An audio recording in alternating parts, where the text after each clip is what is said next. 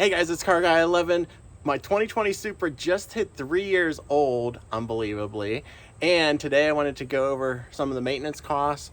You know, after the 2-year Toyota Care, the 3rd year you do have to pay for maintenance, unfortunately. So we're going to get into how much it costs, what I needed done. Also, some other tips I'll give you about the 3-year mark when your warranty ends. So stay tuned. All right, we're in the car, and first thing, let's do a mileage check. So after 3 years of ownership, I'm up to 18,683 miles. So I guess that's pretty good, about 6,000 miles a year. And, you know, definitely take this car on some trips and do, you know, fun car shows and car events and things like that. So I guess that's pretty average. I don't know. You tell me in the comments below. What kind of mileage do you guys have on your Supras? I know some of these are reaching 3 years at this point.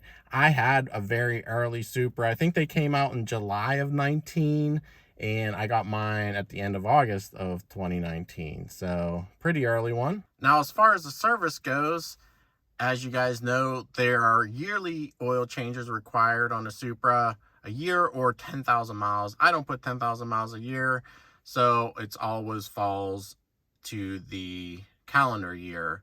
And this has been updated since I got it serviced, so it's saying August of 23. So basically this year I did have to pay for oil change because Toyota Care covers the first 2 years only. So after the 3rd year, the cost was $160 for an oil change. Yes, it's a little bit pricey.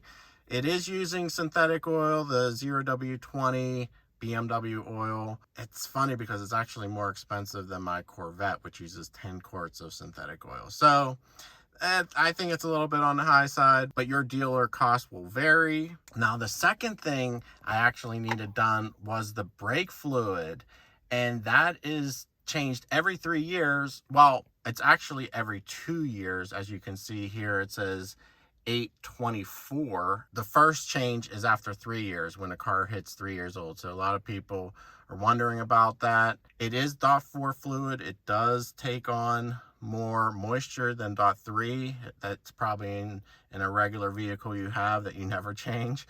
DOT4 does require every 2 years. Same with my Corvette, every 2 years. I'm kind of surprised they waited 3 years the first round, but the computer is set for that.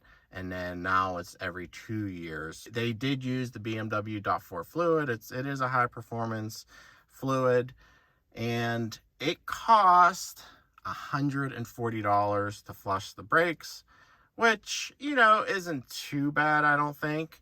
It was less than an oil change. So now the third thing is the vehicle check, and this one wasn't required, but the date was updated. It now says August of 26 or in 40,000 miles. So I'm not sure why that got updated. I did have a PA inspection done, which I don't know if that counted or what, but previously say 2023, August of 23, and now it says August of 26. So I got an additional 3 years there. I believe you can clear these without taking it to the dealer, but I just had it taken to the dealer. Everything's under warranty still. And speaking of warranty, at the 3-year mark, your bumper-to-bumper warranty expires. Now, you still have 2 more years of powertrain. It's 5-year, 60,000. But since it was at the end of the bumper-to-bumper warranty,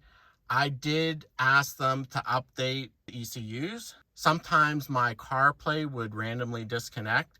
So when you ask them to update something, it updates the entire vehicle. So the head unit, the engine, transmission, everything gets updated. I really do recommend, if you're not tuned, to do that because you'll get the latest updates. I got a 2022 version. So basically all the calibrations and everything, I believe, are set to whatever the 22 model year has set. So I noticed a difference in especially the transmission tuning. It's a lot smoother now when the transmission is cold and you're just starting off. I noticed much smoother shifting. So that was one big change. Also, some people on the forums are stating that this update solves a hesitation when cold.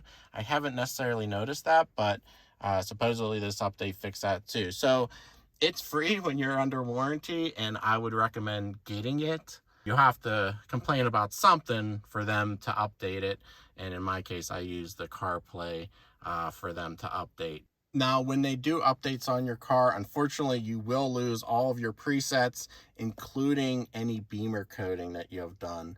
So I'm going to actually make an updated beamer code video of everything I've done to the vehicle. So stay tuned and subscribe for that. But yeah, I had to reprogram everything, but not a big deal. It's very easy to do. One other last thing, I have a small differential leak or seepage. I've seen some spots on my garage floor. I asked them to check it out. They did see some seepage there leaking. They cleaned it up. I had to return for them to inspect to see where it was leaking. They did say it was leaking at the drain plug, which I've heard it could be leaking from the vent, but they ordered a new drain plug. So I am going to get that installed. I have to return once that part comes in. But, you know, I wanted to get any little thing I noticed reported before the warranty expired. So let me know in the comments below if you ever had that issue. But anyway, guys, that's a quick update. 3 years of the Supra, I still love it. And it's very striking on the road. It still gets a lot of attention.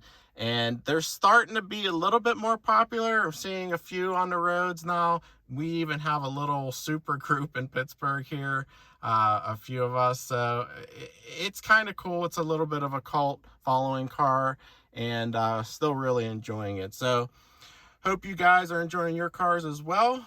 Definitely subscribe for more and check out more Supra videos on the channel. Thanks for watching, and we'll see you in the next video.